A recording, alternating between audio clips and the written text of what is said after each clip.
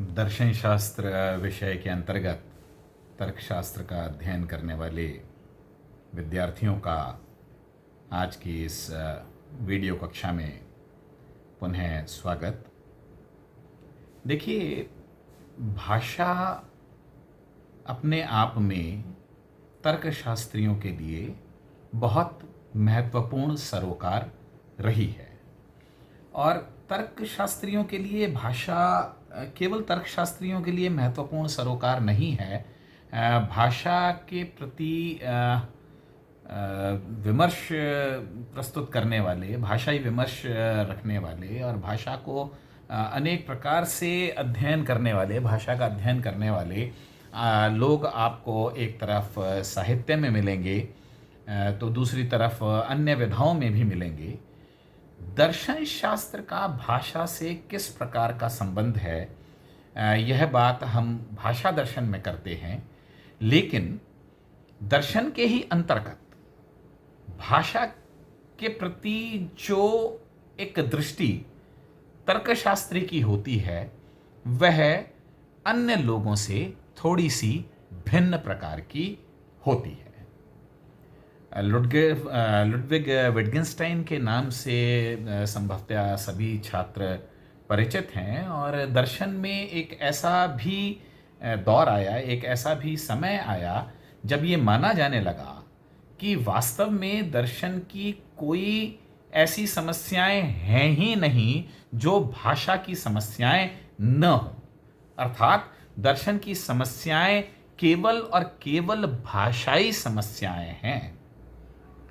विटगेन्स्टाइन का जिक्र मैंने इसलिए किया क्योंकि विटगेन्स्टाइन का एक बहुत ही विख्यात कथन है, the problems of language arise, the problems of philosophy arise when language goes on holiday. दर्शन में समस्याएं या दर्शन की समस्याएं तब उत्पन्न होती हैं जब भाषा छुट्टी पर होती है। विटगेन्स्टाइन जब दर्शन की दृष्टि से भाषा की बात कर रहे थे या भाषाई विश्लेषण की दृष्टि से दर्शन को देख रहे थे, तब उन्होंने ये बात कही थी। दूसरी तरफ हम ये भी देखते हैं कि हम तर्कशास्त्र को एक करेक्ट रीजनिंग को इनकरेक्ट रीजनिंग से अलग करने का, डिफरेंशिएट करने का विज्ञान कहते हैं। हमने जब तर्कशास्त्र की परिभाषाएं देखी थी तब हमने चर्चा की थी कि logic is the science of differentiating correct reasoning from incorrect reasoning. एक सही तर्कणा को एक गलत प्रकार की तर्कणा से अलग करने के विज्ञान के रूप में हम तर्कशास्त्र को जानते हैं। तर्क स्वयं को किस माध्यम से प्रस्तुत करता है?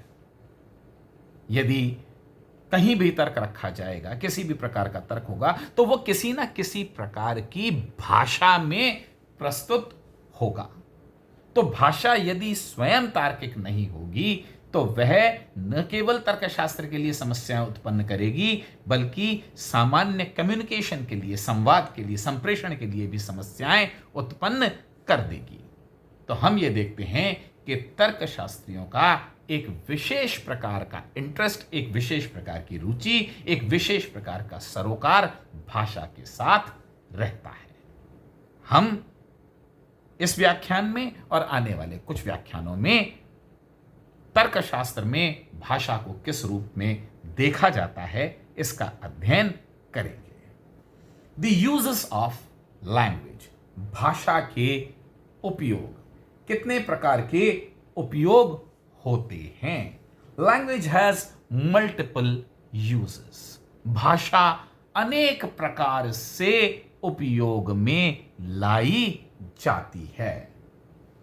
Language is so subtle and complicated, इतनी सूक्ष्म है और इतनी जटिल है। Language is so subtle and complicated an instrument that we often lose sight of the multiplicity of its uses. हम उसके विभिन्न प्रकार के उपयोगों को कभी कभी दृष्टि से ओझल हो जाने देते हैं। भाषा इतना सूक्ष्म एवं जटिल उपकरण है कि इसके विविध उपयोग प्रायः हमारी दृष्टि से ओझल हो जाते हैं।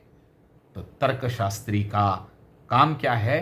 तर्कशास्त्री का काम भाषा को उस रूप में देखना या उस रूप में विश्लेषित करना है या भाषा के उस तत्व का ग्रहण करना है जो कि तर्कशास्त्र की दृष्टि से उपयोगी हो। Language is used in great variety of ways, symbols, words and sentences. भाषा अनेक प्रकार से उपयोग में लाई जाती है, कभी प्रतीकों के रूप में, आगे जाकर के हम ये देखेंगे यदि हमारे पास में अवसर आया कि साइंस में और सिंबल्स में, प्रतीकों में और चिन्हों में भी हमें भेद करना आना चाहिए। बहरहाल फिलहाल के लिए हम ये कहेंगे कि भाषा अनेक प्रकार से उपयोग में लाई जाती है, जैसे कि प्रतीक, जैसे कि शब्द और जैसे कि वाक्य। यानी कि भाषा प्रतीकात्मक भी हो सकती है, भाषा शब्दों के माध्यम से भी भाषा का एक शाब्दिक उपयोग भी हो सकता है और भाषा में वाक्य संरचना भी होती है। यह प्रतीक, यह शब्द और यह वाक्य इशूइंग ऑर्डर्स कभी किसी को निर्देश देने के लिए उपयोग में लाए जा सकते हैं। मैंने विटगेन्स्टाइन की बात की थी फिलोसॉफिकल इन्वेस्टिगेशंस में। विटगेन्स्टाइन बता रहे हैं कि आप भाषा को एक उपकरण के रूप में कितने उद्देश्यों के लिए इस्तेमाल कर सकते हैं, जैसे कि इशूइंग ऑर्डर्स, आदेश देने के लिए, describing, that is appreciating an object, किसी वस्तु का विवरण देने के लिए, उस वस्तु के गुण दोष बताने के लिए आप